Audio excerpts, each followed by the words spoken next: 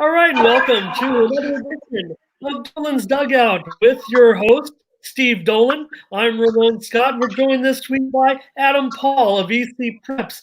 Guys, we're well into December now. Happy holidays to both of you. It's great to see you, my friends, as we get ready for, well, a couple of days off from covering any sports. I'm sure they'll find a way to put you to work, Steve, through all these games throughout the holidays. What's going on, my friend? Well, I've got a lot going on personally. I'll be working the Holiday Bowl a week from Friday when USC plays Iowa. But, one thing I wanted to start out with, though, that we wanted to talk about here on East County Sports is the fact that prep basketball season is full swing right now. All three of us, Ramon, Adam, and I, all vote in the Union Tribune poll. I found it interesting in this week's poll that 5 of the top 7 schools are parochial schools. Of course, you got St. Augustine on top, Cathedral Catholic second, Foothills Christians third, Modern Day Catholic fifth, and Santa Fe Christians seventh. There's 2 public schools in there. You got Torrey Pines at 4 and Poway at 6. What do you guys think of the poll like that when there are so many parochial schools up top? I guess that's just the way it goes, especially in a sport like basketball where 1 or 2 guys can make a difference. Adam? Yeah, I mean, it's every year, you're going to have your Saints, your Cathedral. I mean, modern day Catholic is kind of a new phenomenon in the last few years. I mean, Torrey Pines is obviously there. The public school. San Ysidro, obviously, with Mikey Williams and what they dub as the border boys, and coached by Terry Tucker out there down in the South Bay. Shout out, Coach Tucker. Yeah. It's always interesting every week. I mean, even like I said, the last 20 years, the parochial schools or private schools, whatever you want to call them, make their appearances in the voters poll. Well, what's interesting, Adam? You just mentioned Mikey Williams, 77 points, an all-time county record. Beat Tyrone Shelley by 1 point. It's just amazing. I mean, and he's only a freshman, right? Correct. He's a freshman. He's the most highly touted incoming freshman that has probably been in San Diego history in the last, 20, 25, 30 years at least. Ironically enough, or interestingly enough, Tucker, Coach Terry Tucker, was Tyrone Shelley's coach at Crawford the year he broke the set the scoring record against that team, some team out of Canada. Interestingly enough, especially now with the mercy rule being the way it is in place, with the running clock if it's over 40 points, and it doesn't stop. They didn't have that mercy rule. I can't remember that mercy rule being in place back in the day. No. So that was actually pretty impressive on Williams's part, and especially to do it against the team that he did against was pretty impressive as well. Down there at Imperial Valley, in that Imperial tournament, I saw the highlights, and they had everything. They had the whole court roped off and everything. Quite an atmosphere down there in the valley. Always down in the valley, people show up no matter what. I can remember going down there when I was working at Grossmont College in the athletics department, going down there with the men's and women's basketball teams, especially the men's side. Saturday night, the gym would be packed. It was a lot of fun. And, obviously, Steve, the prep, and Moni, the prep sports down there is very well supported. Mm-hmm. Yeah, I thought it was interesting, Adam, that you mentioned that because when I was working with 97.3 The Fan, we did a playoff game when Central was at Scripps Ranch. And I mean, they came from the desert. I mean, they packed their side, 2-hour drive each way. Unfortunately, they got beat pretty bad that night. But I thought one thing that was interesting to me, being an old-time sports writer, and emphasis on old, I guess, Rick Hoff, who's about my age, with a Union Tribune, Rick was talking about how he loves and goes and covers games in the desert. He said one thing, he says, as a media member, you go down there and they make you feel like royalty. They feed you, they take care of you. It's just amazing. I mean, it really means a lot to those people down in the desert when you do cover them. So, props to the schools down there. Yeah, guys, it really became a huge community event. All the games that were played there at Imperial, and you can see Adam on that awesome video that came out with the highlights. The roping, if you will, where the guys, because it really was just an overfull crowd, like pretty much. And well, I did appreciate Mikey's performance. I mean, he got a little demonstrative, and I guess I don't mind that. He's young and enthusiastic, and I don't know. We're early on in this show, and we got a bunch of things to talk about, but I don't think right now there's a bigger story, to be honest with you, than that game, at least in prep basketball right now. I think that is the story of the season, also the development. I mean, we knew he was going to be this type of player. I wrote, El Cajon Valley played their very first game of the season against Mikey, and I said, they get their first look at Williams, if you will. Everybody saw this coming. He was a much touted player coming into the season. It's going to be just great to watch him, and I hope he stays at San Ysidro all 4 years. They got a great program down there. It's going to be awesome to see them compete against all these teams right now. You talked about those teams in the top of the polls. Guys, I'll give you one guess. There was one voter who voted for Foothills Christian this week, so I don't even think you need to guess who it is. I was totally impressed by the win over 10-0 Windward last week by Foothills Christian, that I allowed them to leap over both Cathedral and Saints. Cathedral played two very, very tough opponents. There's nothing wrong with their resume right now. They're worthy of the top spot, as is Saints, who I believe garnered the top spot, right? I caught a glimpse of it. But those two teams were at the top. But right now, Foothills Christian, guys, still the best program going in the East County. And look, sure, they lost, great player again last season, but this year's team with Yassine Karam, great player headed for Yale, but the supporting cast just as impressive, maybe even a little bit, I don't want to say deeper, but maybe a little bit more balanced to the starting lineup right now. It could be a better team than last year's team that had DJ Carter Hollinger. You have Darian Carter Hollinger, DJ's brother. You have Nicholas Meza, who's really been really the biggest surprise. We knew he was going to be good. He transferred here from Modern Day, I believe, Adam, and he's just been great so far. Scoring 18, 16, 25 points a game. Really, he's been kind of a guy that's kind of got Foothills Christian. We knew that Garam was going to be great, but it's been the rapid development of Nick that has got them. And also July O'Keefe, who's been terrific as well. So they're really looking good, and they're going to be right there again this year with those schools. Foothills Christian will be there in the end. Definitely. I agree with you. I mean, you're always going to be there, I mean, that program there, you put it up against anybody in the county, obviously, year in and year out. Also think, going to the girls' side now, I noticed so far that Christian rated number 2 in the county, right behind La Jolla Country Day. So we've obviously got a good girls team out here too. Not just a good girls team, but an outstanding girls team. I'll be curious to see how the Patriots do this season. Yeah, Coach Carrington's got them rolling right now. It's her second year there, I believe.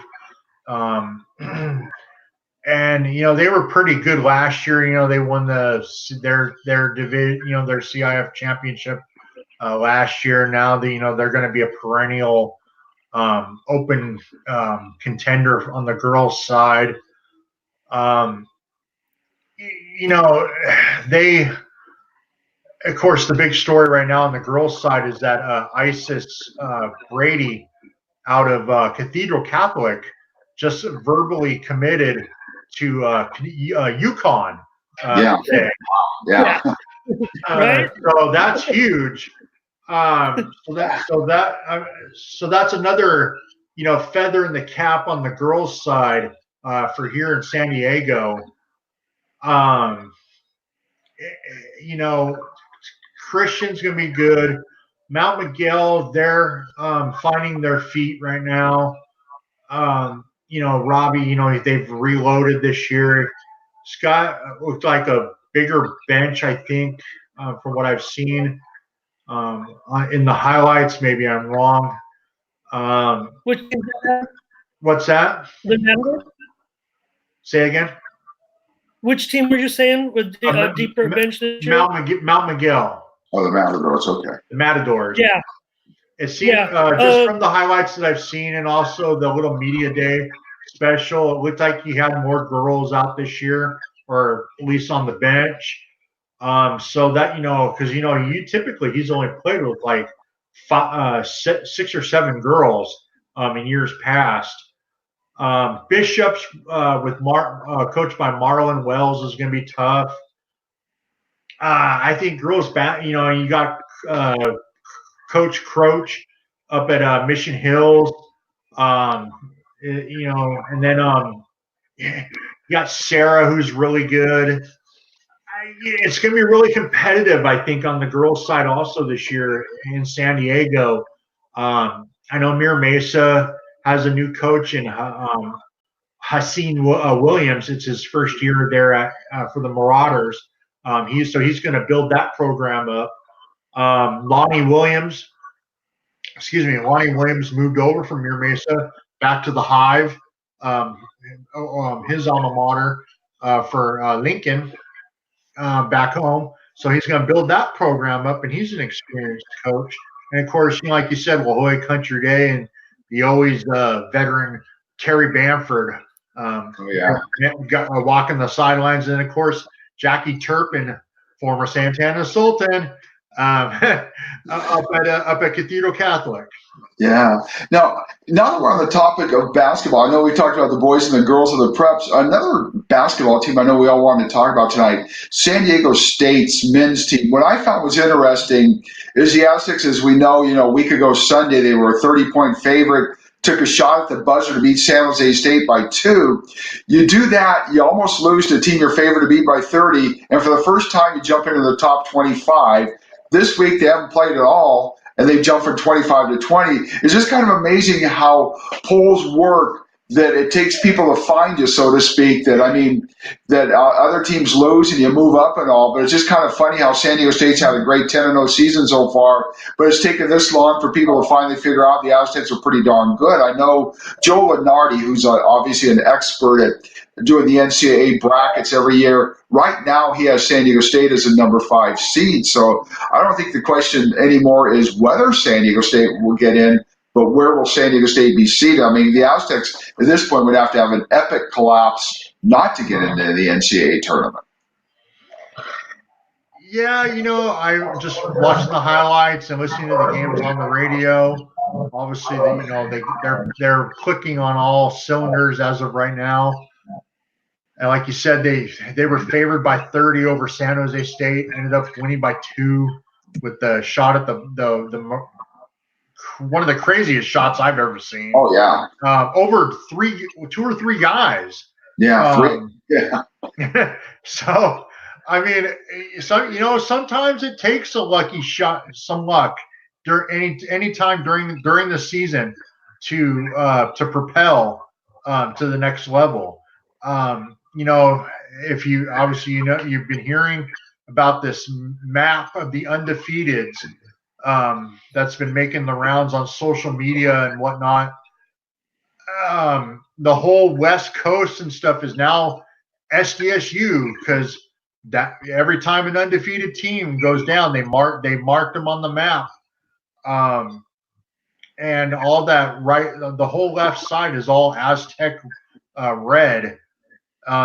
There's only 3 undefeated teams left in the NC2As, and SDSU just happens to be one of them.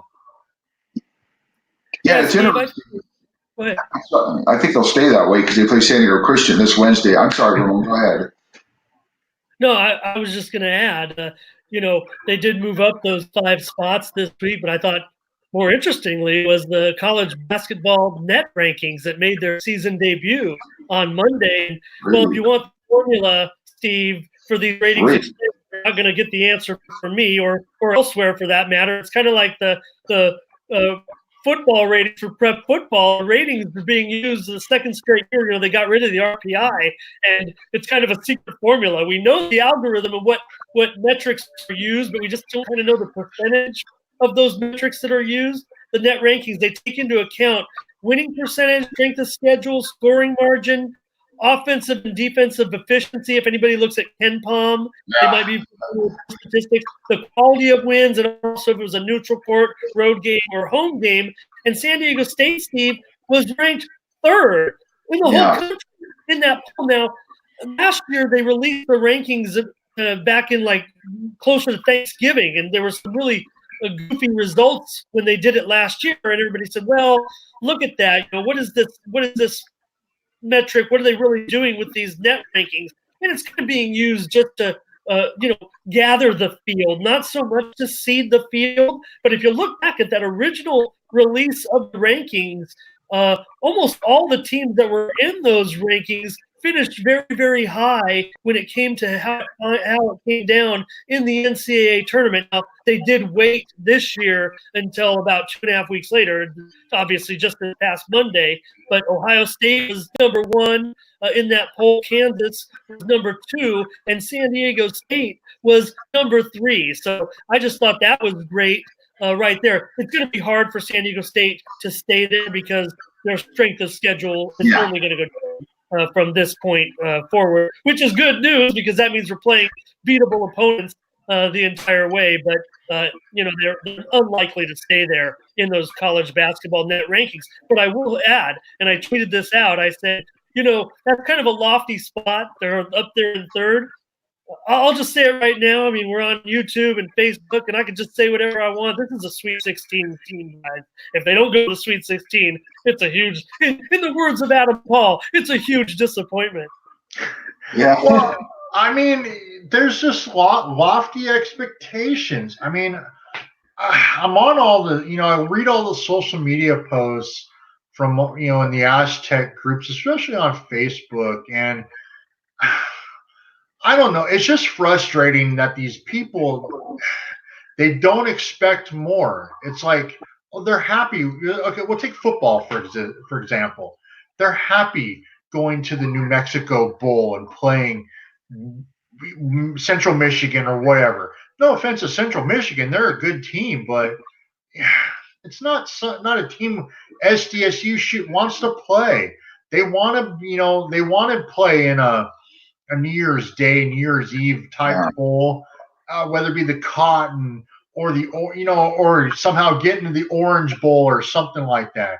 It just boggles my mind reading some of these comments, like I said, on the Facebook group, and I always get mad. It's just so frustrating. They look at, if you question anything, oh, you're not a fan of SDSU.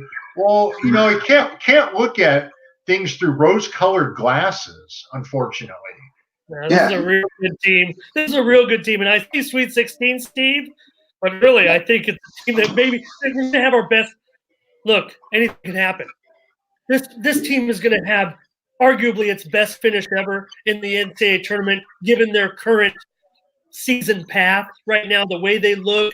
That San Jose game notwithstanding, like I said to you last week, teams, their national powers are getting knocked off left and right, but the Aztecs still found the wherewithal to pull that game out. And Steve, for anybody that had the doubts about Dutcher over these last couple of years, that's gone now, right? Oh, yeah, I would think it's gone. I mean, his first 2 years, quite frankly, finished kind of middle of the pack in the Mountain West, although the first year they did go to the NCAA tournament. And I mean, my issue with teams going to the NCAA tournament so often, in some conferences we only get one bid. You play an entire season, it doesn't matter. It all comes down to 3 days. I mean, it was good when the Aztecs did that 2 years ago when they, had a very mediocre conference season and won 3 games, went to the NCAA tournament. But then you look back a couple years before that, they were 16-2 and didn't go. That's one of the things that's always bothered me about college basketball is basically you play a whole season that comes down to 3 days for a lot of these conferences, and the Mountain West being one of them, because again, you could have a great 3-day run like the Aztecs did a couple of years ago. It's like, oh, look, they went to the NCAA tournament. But then on the other hand, you can go 16-2 in your conference and not go. I think, this year's team, because of what they've done so far, I think there's no doubt they're going. And I think one of the things about this year's team too, Adam and Moni, is the way the team is built. Last year's team was a bunch of freshmen that, didn't have it. It didn't seem like. This year you've got 3 transfers. You got 2 fifth-year seniors and a 4th-year junior.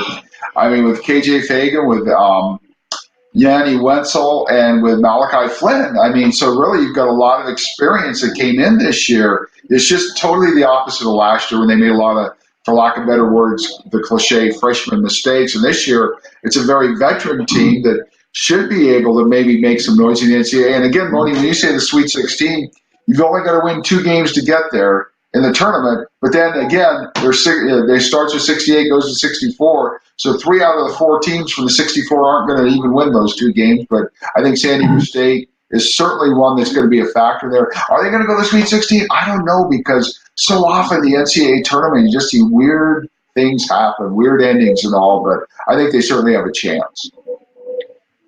Now, Steve, I think it would also be appropriate to move on to a little bit of Aztec football with their bowl game coming up this week. You mentioned it, Adam, and I don't know, maybe you guys didn't. You guys kind of sounded down on this whole New Mexico Bowl situation, and I don't want to scare fans here into not watching this game. Of course, all of us Aztec fans are going to watch it, but I have news for you guys. It's going to be a boring game. I mean, the betting total on this game is 40. Then you might want to try 25 or something. I mean, the final score of this game, I promise you, could be 17-13. Didn't I also see that of the 39 bowl games, that this one has the lowest over-under of all 39 games, meaning theoretically, just based on what you've seen all season, it will be the lowest scoring bowl game. I mean, look at the Aztecs. I mean, all season, that offense just hasn't done anything. But on the other hand, the defense is outstanding.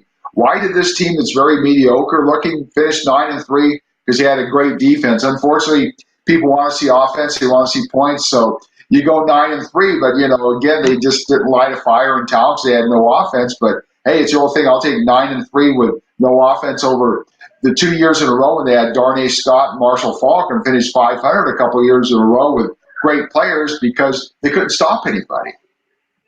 Now, Adam, Central Michigan, they've got a pretty nice offense, and they pass the ball really well.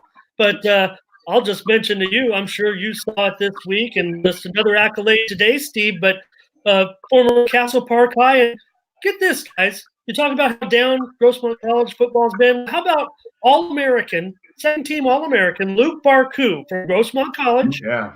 Also named to another team just in the last 24 to 48 hours. 8 interceptions, 16 pad breakups. I believe that is tops in the country. Yeah. It's top in the country in both categories, like first or second in both categories. I forget which one's which. But Central Michigan's got a pretty good passing offense. But I'll tell you what, the Aztecs have Luke Barku. That's going to be enough to slow Central Michigan down, and I like the Aztecs in this one to get it done. But it's going to be a very, very low-scoring game over there in the New Mexico Bowl. What do you know about the New Mexico Bowl and the Aztecs trip over there? Have we done that before? Do you know? I've been to Albuquerque. I've been there several times. Back in the 80s, I covered the team, and I'll tell you what, I mean, Albuquerque, I don't like to criticize towns or anything, but, it's hard. Let's just put it this way. It's hard to recruit players there because, I mean, New Mexico, let's face it, it's not a big football state. I mean, look at the fact that they had to finally get rid of Bob Davie, who had coached at Notre Dame, who coached there.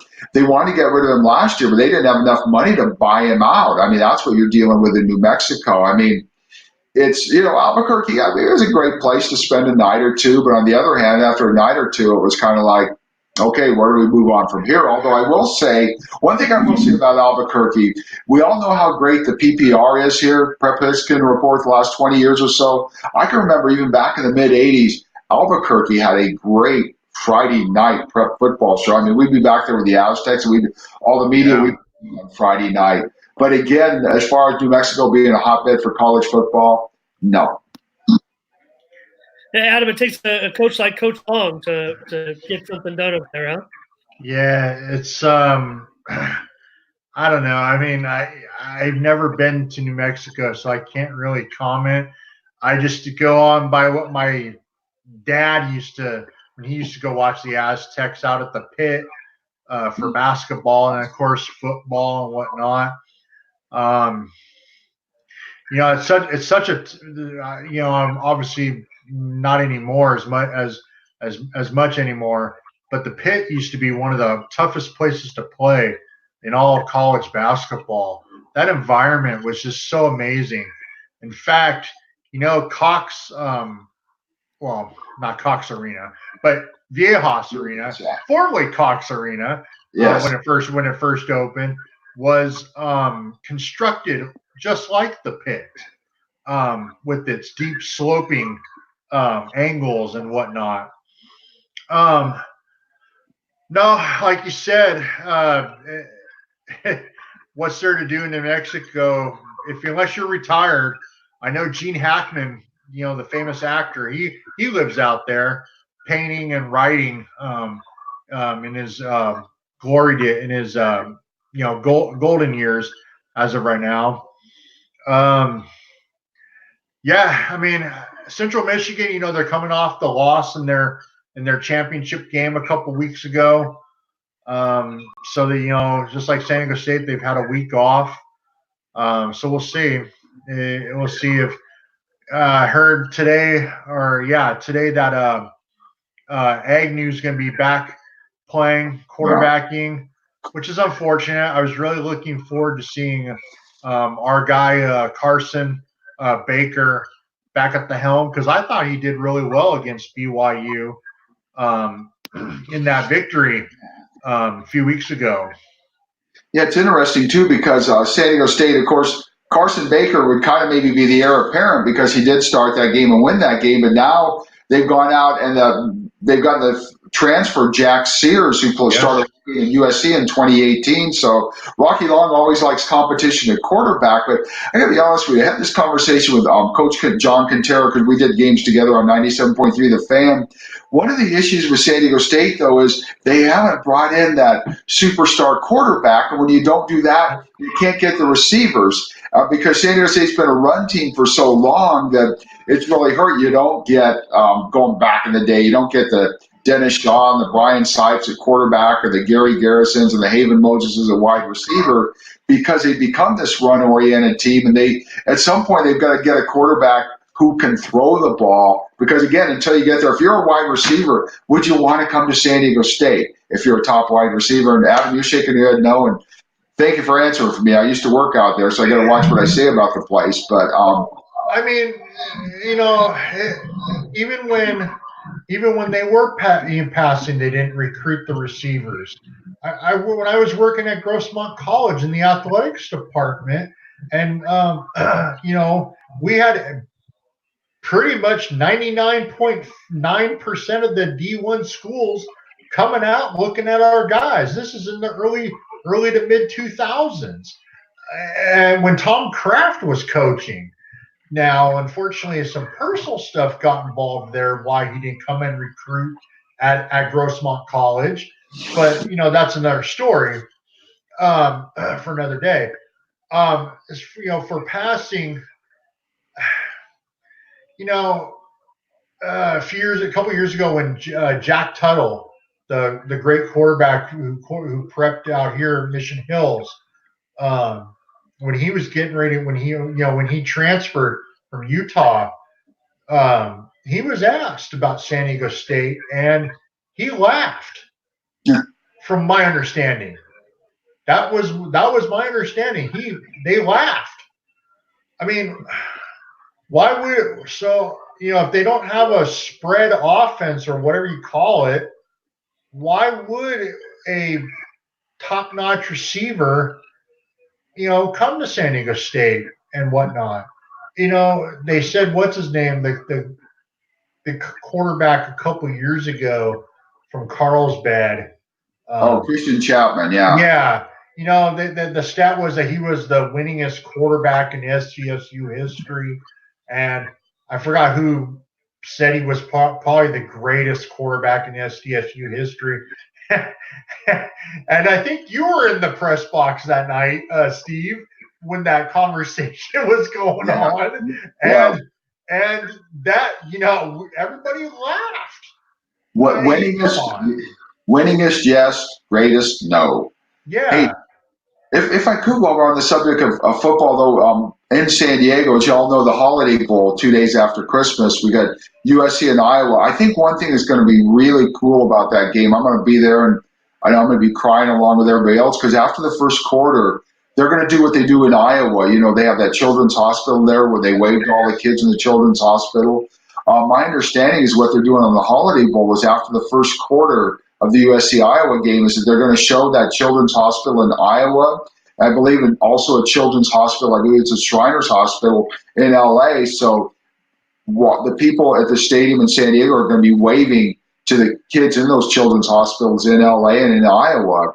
And, the kids are going to see that. And I mean, I'm getting emotional just thinking about it because, again, like Bryce Miller, who wrote the column in the San Diego Union Tribune, an Iowa graduate, said, there's not going to be a dry eye in the place when they do that. No, definitely not.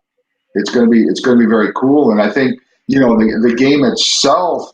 I just think USC will probably win because USC has more speed. It was interesting. I was talking to Bryce the other day about Iowa, and it's funny because you get those Big Ten Midwestern schools like Iowa and Wisconsin. They don't get the big 4- and 5-star athletes. They get the 3-star guys, but what they get is the real big linemen and all. So when you think about it, you don't see Wisconsin and Iowa and those schools having the biggest recruiting, best recruiting. They have teams. You're right. The last time Iowa was out here, if I recall, I was actually at that game. They played Ohio State back in 1990, or no, excuse me, 93. When Ohio State had the big guy Dan Wilkinson, and Hayden Fry was manning the sidelines for Iowa, and both teams were pretty. I think Iowa was unranked or lowly ranked. I believe Ohio State was pretty high ranked, and the game ended up being a tie. Well, unfortunately, some sad news today. The great Hayden Fry passed away at the age of 90 today. So there's emotions there for the Hawkeyes. Yeah. Okay. Yeah, Steve, what do you think?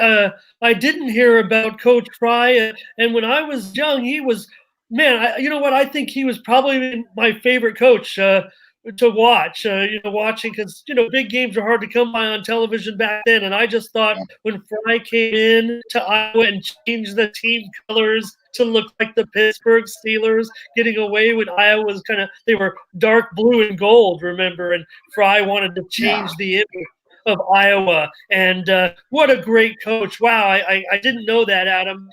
Steve, you have to be happy. You're going to be working for, is this a Fox Sports game? Correct. It's FS1. So you got to be excited for this matchup. The Red Jackets are excited for this matchup. What's the feeling? This news notwithstanding. The feeling as far the game itself, I mean, I think it's an outstanding matchup. I mean, as far as brands go, the thing about the Holiday Bowl, because of where you are in the pecking order, to get names like USC and Iowa, you're not going to get them when they're 11-1. They're going to go to a New Year's Day game. But I think outside of the New Year's Day games, this is one of the bigger and better matchups. Again, it's going to come out, USC's speed versus Iowa's, being probably maybe a more physical team. And what's kind of sad about the game is, of course, the USC fans are very disappointed that Clay Helton came back. So I'm not so sure down from LA. You may have more people out here from Iowa than will drive down from LA that day. And again, when you're USC, as much as I love the Holiday Bowl, your aspiration is not to go to the Holiday Bowl, it's to go to the bowl game, a couple hours up the road called the Rose Bowl, or maybe one day even get in the Final Four if the Pac-12 itself can ever get in the Final Four, I guess you'd say. Well, I mentioned USC and thought maybe the Steve was good, but Iowa is a 2-point favorite in this game, Steve. I'll throw one at you guys here. Well, we'll try to get out of here in a little bit. I have so much more on prep basketball with you guys, but the season's long. We could talk about it later. How about this, Steve and Adam? Will this be the last Holiday Bowl, or maybe will it be the last Holiday Bowl played at SDCCU Stadium? Will this stadium be demolished before next season? Well, it's my understanding that until they actually demolish the place, the Holiday Bowl will be played there. From my understanding, unless I heard wrong. My opinion on the whole thing is that they screwed up. Small time thinking in this town. I get that they're going to build SDSU West, that whole expansionary thing. Great on them. But to only build a 35,000 expanded maybe to 40,000 seat stadium, I'm sorry. And that's pathetic. And I've been on the record in saying that. It's small time thinking in this town. Because like you said, Moni, they're cutting out the Holiday Bowl. I get the Holiday Bowl is only one game a year, but looking at the average attendance since it first started back in 77, 78, yeah. My dad was actually on the very first Holiday Bowl committee, actually. Oh, cool. The average attendance is 50,000. Yeah, and Adam, one thing I do know about the Holiday Bowl, it will stick around. Mark Neville, the Holiday Bowl director, whose kids have gone to Helix and all, yes. Mark has said, that it will work out to where they can play the game at Petco Park. I mean, it's just one game, and it's, 2.5 months after the Padres season's over. Think about it. I mean, they have, bowl games in Yankee Stadium. They have them in Arizona where the D-backs play, San Francisco where the Giants play. So the Holiday Bowl can still exist at Petco Park. Not an ideal situation, but they've got it configured to where they could play the game there. I mean, and again, with the whole pardon? It'll be quite a novelty, actually, for a couple of seasons to have it there, I would think. Oh, I would think so. And again, the question becomes, though, with a smaller seating capacity, will you have as big of a payout? But then again, I mean, like the stadium now, the 70,000 seat stadium where they play now, they're maybe get, if you get low 50s, that's about all you're going to get nowadays. But so Petco Park, if you get 40 in there, I think it'll be okay. I think the Holiday Bowl will survive, no matter what happens at the site in Mission Valley. It's just, a question of when that will be. I mean, the site at Mission Valley, as you know, the Aztecs want to play there in 2022, and really, I have no comment on whether I think that stadium is going to be ready by then, because knowing San Diego, knowing what happened at Petco Park, I would say, and Moni, you know gambling, I would say the odds of that stadium being open in 2022, it would be more under than over that it will be open by then.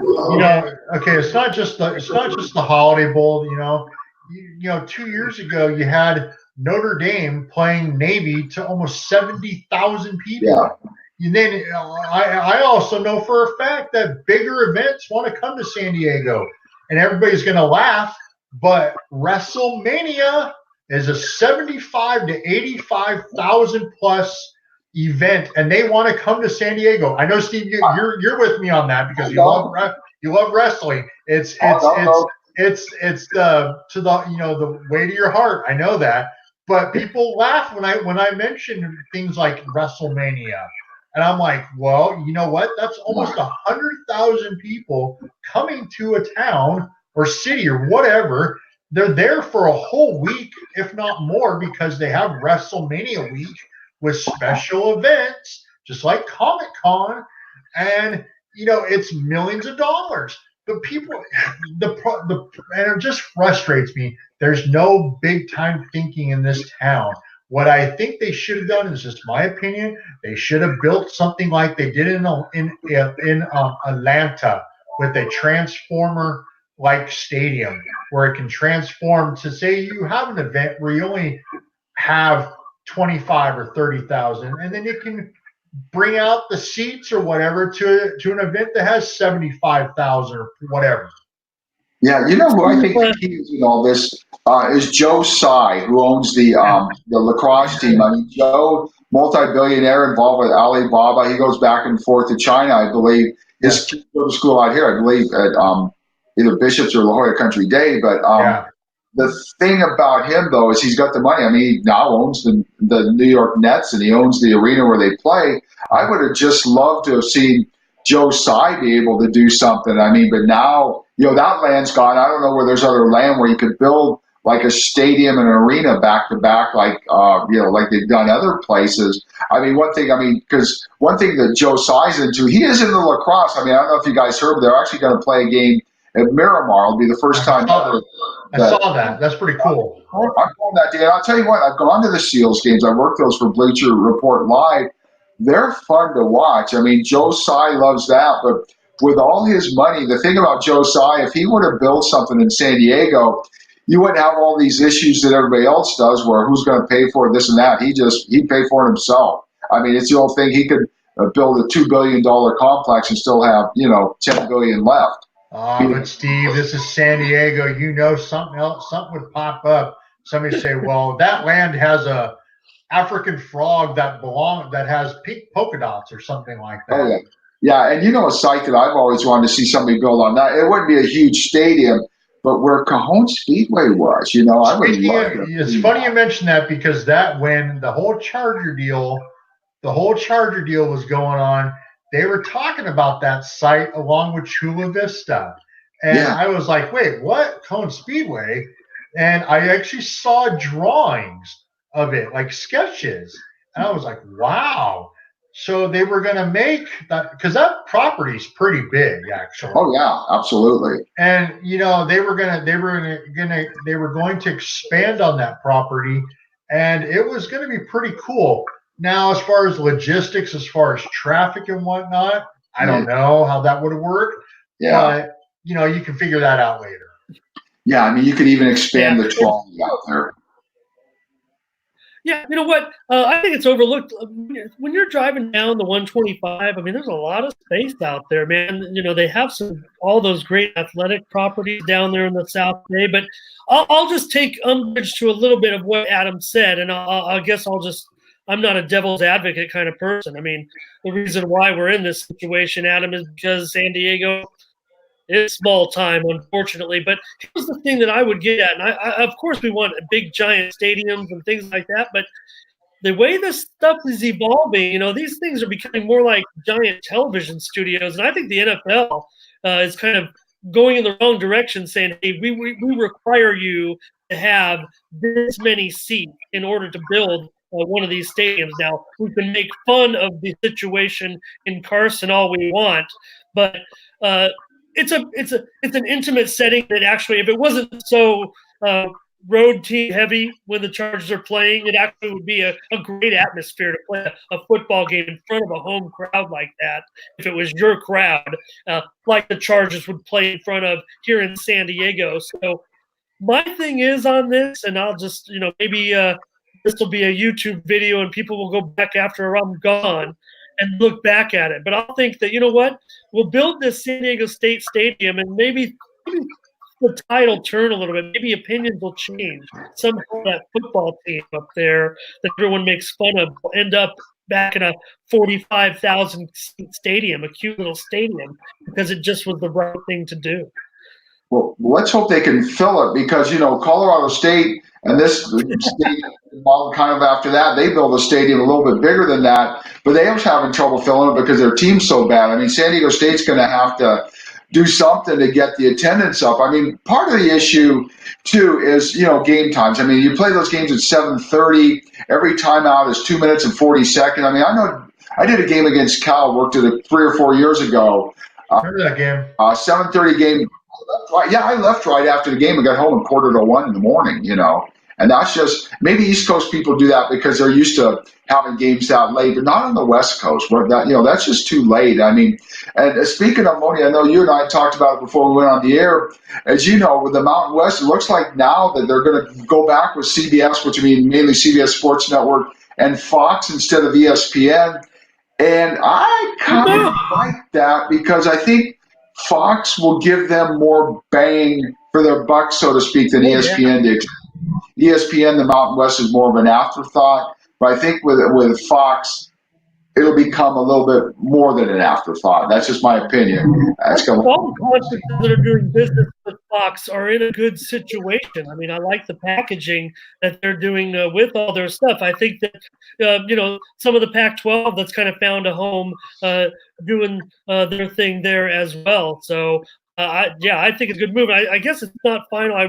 I saw the story by Mark today, but I didn't. It's not official yet, Steve? No, it's not official. I mean, the Mountain West is saying, of course, it's inaccurate. It's not a done deal. I'm not so sure that I believe it's not a done deal, but I'm not so sure that it's inaccurate. I believe that, knowing Mark Ziegler, he's not just going to write that story based on nothing. And I believe it was the story was first reported in some sort of business journal, too. It wasn't necessarily a sports publication that did it. And it makes sense, too, to go to Fox Sports. It's funny because I remember 6-7 years ago, y'all remember when San Diego State, before the Mountain West re-upped, that San Diego State was going to be Big East in football and Big West in basketball. I can remember sitting next to Dick Enberg one day when Dick was doing the Padres, and he read a big promo about how, hey, college basketball is the Mountain West is going to be on Fox Sports. And here we got Fox Sports San Diego. And I just think in San Diego, because of Fox Sports with the Padres, there's a big tie-in with Fox. Although, as you know, Sinclair has bought that package now. I'm not sure at what point the name will change, but it's going to be Fox Sports for probably at least half, if not all, the next baseball season. But again, Fox, I think, locally does have a big presence. And of course, you got Fox 5, which shows like goals games, which shows lacrosse games. So Fox has a big tie-in in San Diego, and I think that will play to at least here, I think that's going to play to the benefit of San Diego State.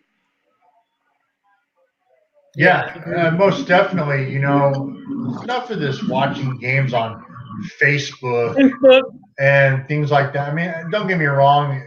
You need to be on all the, it's nice to be on, the platforms. There's different ways to watch the games. But come on, I tried watching it I tried watching one of the last games on Facebook, and the feed or whatever it was horrendous. So I just shut it off, and I'm like, this is ridiculous. The comment. When I'm watching a basketball game, like little hearts are flying up the right side of the screen. Yeah, that's just really annoying. The comment that just came on the screen about joining the Pac-12. Well, Steve and Moni, you probably remember this. Well, Steve, you might. Back in the late 60s, 70s, when SDSU was a quote-unquote powerhouse and Coryell was coaching, the famous broadcaster for USC got into trouble for suggesting SDSU to join. Tom Kelly. I was going to say Tom. To join the Pac-8 as they were known. Yeah. This was just before they expanded to Pac-10. Well, he got into trouble because he was homering for SDSU to join in to be included into that Pac-8 expansion. The powers that be in the Pac-8 wanted nothing to do with San Diego State at the time. Oh, I remember. My dad told me about that. He knew all those guys. I remember. And he, Kelly, he took a lot of heat, got into trouble, and obviously, they didn't get selected because the Pac-8 ended up picking the 2 Arizona schools and expanding to the Pac-10. Yeah, and then, of course, Utah and Colorado come in and make it a Pac-12. But out of the point there, a good point, too, is like I don't think UCLA and USC don't want San Diego State in the Pac-12. It's never going to happen now anyway, but even back then, because recruiting, I mean, it was take away from their recruiting advantage is what a big part of it was. But again, for San Diego State, the Mountain West is probably as well as San Diego State's going to do. I just don't see expansion coming to where San Diego State would go to the Big 12, or that would be like the only other conference really, because if they don't go to the Pac-12, the Big 12, I mean, they're not going to go to the ACC, the SEC, there's stuff like that. If you recall, we were members of the Big East for one day. Yeah, that's all over Times Square. That's what I said earlier, that it was going to be so weird that football was going to be in the Big East. Yeah. Basketball was going in the Big West. And I think for basketball, it's good that they didn't go in the Big West. Yeah. And again, that whole thing fell through. But again, college football right now, I don't know that the Power Five want any more schools in there. I mean, maybe a BYU or for the Mountain West of Boise State might have a chance. But again, San Diego State's disadvantages, they're not going to get in the Pac-12 because of UCLA and USC. And the Big 12 is really too far away. And then, of course, the ACC, the SEC, and the Big 10 are way too far away. Yeah, can't have these superpowers playing, FCS teams, next to last week of the season just to get another win. Something got to be done about that, but that's for another day. I think that that's going to be coming down the pike. Excuse me. If they ever expand the playoffs to eight teams, because I've been hearing about this on the radio the last couple weeks about the expansion and stuff, and the playing the inferior teams, like when Alabama plays Morehead State or whatever. I'm just making that up, but you know what I mean. They play a team they should have no business playing just for a payday, basically, to that visiting team. It's my understanding there's been talk about Oklahoma possibly leaving the Big 12 and also possibly moving to the Pac-12 Pac-12 possibly. I mean, if this whole thing with the conference championships gets resolved. So I mean, I don't know how much clout there is to that. I just kind of heard it the other day on the radio. I was like, oh wow, that'd be interesting because I love Oklahoma football and I also love Notre Dame football. So this is one of those things. But as far as SDSU, they need to do something because you saw it this morning. Patman from Lincoln is going to Nevada. Yeah. I mean, that's cool. I mean, congratulations to him. And then Noah, obviously, a couple weeks ago, or however long it's been now, he's going to Utah State. I mean, it's just frustrating. Yeah. Hey, I wanted to respond. I know Raymond Brown's putting up some really good stuff. I mean, like Raymond said, for instance, if San Diego State had ever gotten in what was in the Pac-8 or Pac-10, Pac-12, they would have gotten players like Reggie Bush, like Junior Seau from San Diego. I agree with that. I know Raymond's asking now our thoughts on expanding the college football playoff from 48 teams. Raymond, I'm all for that. And I'll tell you why. I think the 5 conference champions, Pac-12, Big 12, Big 10, ACC, SEC, those 5 go automatically. It erases all doubt, and then you pick 3 at-large teams from there. I just think if you win your conference, you should go, which I thought, Oregon, it's too bad Oregon lost to Arizona State because if they'd beaten them, they'd be going instead of Oklahoma. You look at Oklahoma, they were number 10 with just a few weeks to go, and then everybody in front of them lost. So I just, again, think that you need to be rewarded for winning your conference. And that would take care of the 8. I mean, you'd have the 5, and then the 3 at-large teams, hey, whatever, whoever the 3 best are. But again, you win your conference, you should be rewarded. I mean, you look at the Rose Bowl now, you got Wisconsin against Oregon, and I mean, Oregon, I would just love to see them in that Final Four. Yeah, they lost the second game, but here's another issue. In the Pac-12, you have those middle-of-the-road teams like the Arizona States and the USCs who can beat you. That's why the Pac-12, they beat each other. I mean, take a team like Clemson. Clemson, are they one of the best 4 teams of the nation? Of course. If Clemson gets a bye and they're being the ACC, I contend if Clemson was in the Pac-12, they might not make it there because, again, you've got too many. Every week you're playing a team that can beat you. Instead of playing, Georgia Tech and teams like that, you're playing USC and Arizona State and teams like that could beat you on an off week. You're not getting the even making the trip out to Pullman and also not just Eugene, but also Corvallis. Sure. You underestimate those teams, and you can possibly get bit. So it's not like in Charleston Southern. Yeah. And another thing too, in the Pac-12, think about Utah. Utah lost 2 games this year. Utah never lost a game on Saturday. Utah lost going out to USC on Friday, going out to the Bay Area on Friday to play Oregon for the championship.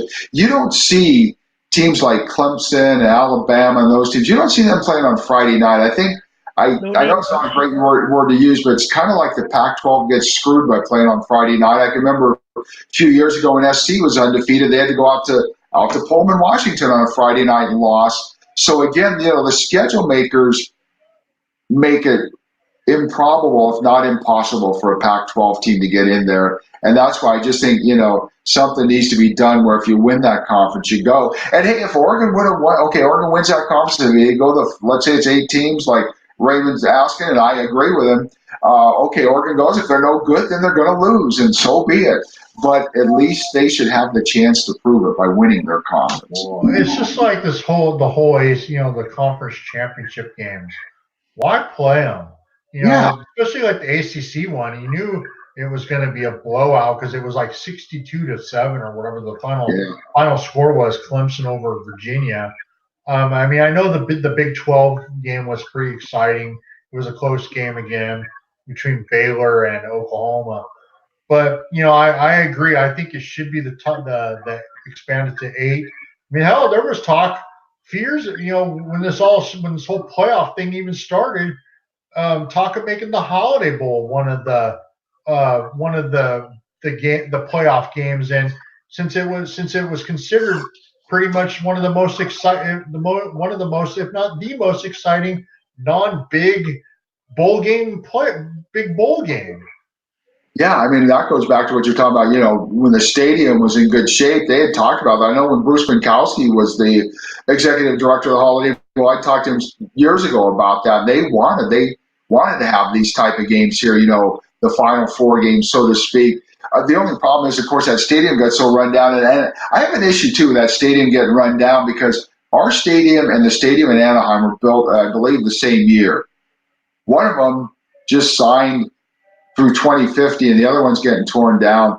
That goes back to, Adam, what you were talking about earlier. Why couldn't this stadium have been kept up? Because if this stadium had been kept up, you'd still be having Super Bowls. So the Chargers would be here. You'd still be having Super Bowls here. You could probably get these Final Four football games. You'd probably get the national championship game here because I know one thing about when visiting people come out, like for the Holiday Bowl and stuff like that, when I talk to them, these guys coming out from the National, I haven't heard anybody yet argue about having to come to San Diego. No, it's true. I have a friend, a guy I know. He worked with me up at Grossmont College. He's actually on the tourism. He works for the San Diego tourism deal, and so he is a red jacket out the Holiday Bowl. His name's Brian Heilman. They like you said, the people that he meets, they're like, they want to come to San Diego. Who the heck wants to be? I don't know. Okay, well, we'll take one of these this year's Iowa when it's minus. Say, I don't know what the weather's gonna be like, but I'm just gonna make something up. When it's minus, 10 degrees with a wind chill of minus whatever. Who wants to be in that weather? You can be out here in San Diego.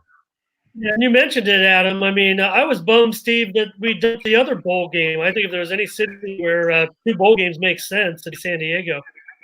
Yeah, I would have loved to see the Poinsettia Bowl stay around. I think maybe possibly stadium issue could have played into it at all, but I thought that was a good game. It was a good place, for the for Mountain West to have a team, and then a large team or whoever they might have year by year, whoever it might have been. But I just thought it was great. I mean, you'd have the Poinsettia Bowl just before Christmas, Holiday Bowl just after Christmas. I mean, and think of how many people that brought to San Diego. I mean, again, having been to the Holiday Bowl a lot of times, having seen, like Adam was saying, the Iowa people, the Wisconsin people like that.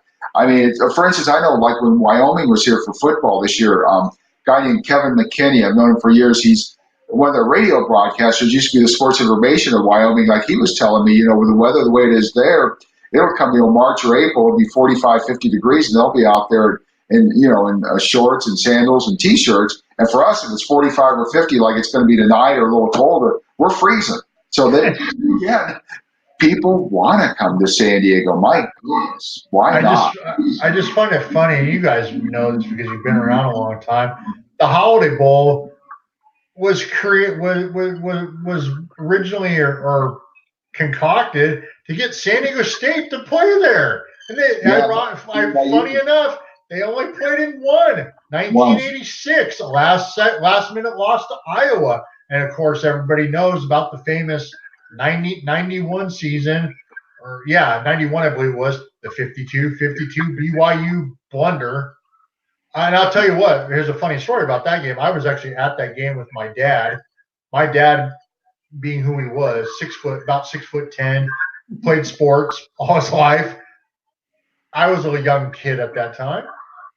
We're kicking BYU's butt. Everybody's stoked, excited, and whatnot. Next thing you know, they come back. Obviously, they tie the game. That was one of the few times I ever seen him cry. Here's a 6'10" guy crying his eyes out because San Diego State basically lost. Yeah, and it's funny, Adam. I remember that game because San Diego State at one point was up 45-17, and then 52 times. There's two BYU games that just really crushed San Diego State football. And that was one of them. The other one was in 1979 when back then you didn't have. God, we were so fired up for that game. Yeah, I mean that was funny because it was for the back then. I guess it would have been. It was before the Western Athletic Conference. Yeah. And we thought we could take it. We thought we were going to go in there, and this was going to be it. This was going to put us on the map. What happened? Yeah, it was 63-21 final, as I remember. But what I remember is Mark Wilson was a quarterback for BYU, and of his first 6 passes, 3 were touchdowns, and it was 21-0 BYU, and it seemed like the game hadn't even started yet. And, of course, San Diego State fired the defensive coordinator, Sid Hall, to save Claude Gilbert's job. Then a year later, Claude Gilbert got fired, and oh my gosh, I'm not going to get into it now, but I'll never forget the press conference because they used to do a thing called Sportscaster Sports Writers Tuesday. And Don Coryell, right before he came, he loved Claude Gilbert because Claude had coached for him, and he just talked about how San Diego State had their heads buried in the sand. And oh my gosh, I have never seen Don Coryell go off like that. Love the man, but oh my goodness, that was a memory and not a good one. But anyway, I don't know what else we got going on. So it looks like we've been going on for more than an hour. We can go on it all night. But back to the local prep, the local prep scene, and with basketball and whatnot. And of course, I think hopefully sometime down the road, I hope 97.3 The Fan will be able to somehow be able to broadcast those games up from Torrey Pines up at that tournament sometime down the road. I think it would be really cool if they're able to ever, figure that out. Well, I will say, Rich Herrera, who's at the station. Rich is a great guy. I was really blessed that he hired me to do statistics the last 2 years on the high school games for 97.3 The Fan. Rich is very progressive. I mean, I wouldn't put anything past him. I mean, certainly I can't speak for him, of course, and I'd probably speak, but I could see them doing like some of your basketball finals or, like you say, doing a big tournament like that because 97.3 The Fan really wants to be the sports station in San Diego. And you figure they've already got the Padres, but, the great thing is, maybe unlike TV, during the off season, the Padres radio station still has it's still got a San Diego flavor. And I could just see that happening one day. Again, I can't speak for them, but I could see one day doing the prep basketball finals and stuff like that because I know that they really want to be not just the Padres station, but a local station with Preps to Pros. I'll tell you what, with Coach John Quintera there's nobody in San Diego County who's more Preps to Pros than Coach Quintera. Oh, yeah, absolutely. And I watched him. I'll wrap it up for you guys. We'll get on out of here in an hour. Like I said, we'll do it. We'll try to keep going. We'll take a week off, maybe with with Christmas next week. Maybe we'll try to get something done. But guys, I went out to the Alex Spanos All-Star game on Saturday. It was the 30th annual game, and that game's not going anywhere at this point, thanks to the Los Angeles Chargers. A lot of criticism of the team, but let's give a little bit of credit, a tiny bit of credit where credit is due. Maybe it isn't even necessarily something they want to do, but the Spanos family does contribute to keeping that game alive. And I enjoyed the game, and I just want to mention Delton Traylor and his great pass to Sam Scape, the only score for the South. Kind of remind me of the old game, the old North-South in this, where we just got killed again. So disappointing, but I did promise Adam that I would talk about the McCossie Bowl this week. Saturday, 6 p.m. at Kearney High, San Diego is going to be taking on the Inland Empire, so it should be a great game. Please go out and support Coach Virchoff and watch the McCossie Bowl. We have several East County players. At least I saw their names. I haven't seen the roster yet, but guys like Jaheim Allen Pompey, Sebastian Valdez, we're going to be taking part in this game. I mean, I think you've been there before to see this. A different format because you have a San Diego team going up against an Inland Empire team, guys from, for example, Cajon High School. So really great. We might even be underdogs in this game every year because of just the way it evolves, but it certainly will be some high-quality football. No, it's a great game. This is, their fourth time they're putting on this event. Verlaine and his crew, Coach Verlaine and his crew, Meach, who I know you interact with on Twitter. He does a lot of the marketing and writing and stuff for Team McCossie. They do a really good job with this event, and playing an Inland Empire All-Star team.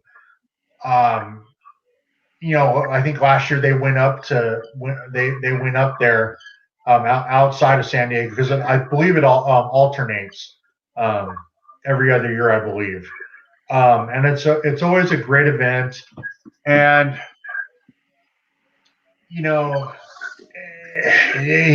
they get the best of the best for both sides, and it's usually very well attended. And I hope that they're, I know he'll be on Verlaine, Coach Verlaine, I believe he's either been or he will be on KOSI to be promoting the event. I just hope, I hope it becomes bigger and better. It's just another game that promotes San Diego football, just like the San Diego Friday Night Lights All-Star game that will be on the 28th. Out at Mira Mesa High School. We might not get together again. Yeah. No, this game right here, this has been going on for a few years also. It's been played out at Granite Hills, among the other places. It's always an entertaining game that both Ruben Pena and Montel Allen put on. And, of course, Chris Top Dog Smith was originally, he helps with that game also. Another fun event, and a lot of for both the Red All-Stars and the Blue All-Stars. There's a lot of East County kids involved. This game is more, yes, it's an all-star game, but it's also a great place for those players to meet college coaches. Because I've been out to the practices over the few years. I remember at Sarah High a couple years ago, there was quite a few college coaches talking to the players after practice and whatnot. And it's more than likely that players do get an offer or two even out of that game. All right, very good. Please take those games in, and thanks a lot again, Steve. It's your show, and we're just following your lead and all the knowledge that you have, and able to touch on a lot of different subjects. I had a lot more here with my prep football notes, my prep basketball notes, but you know what? We got plenty of season left, and we'll get through the holidays and hook up once again. Adam Paul of EC Prep. Steve, what do you got to say? We're going to get out of here. Well, just happy we had such a good show tonight. Keep those notes for shows down the road. Just want to wish all of our listeners out there, certainly a Merry Christmas and a happy holiday season to everybody. And thanks so much for listening, and have a good night. Thanks a lot. For Steve Dolan, Adam Paul, I'm Ramon Scott on Dolan's Dugout.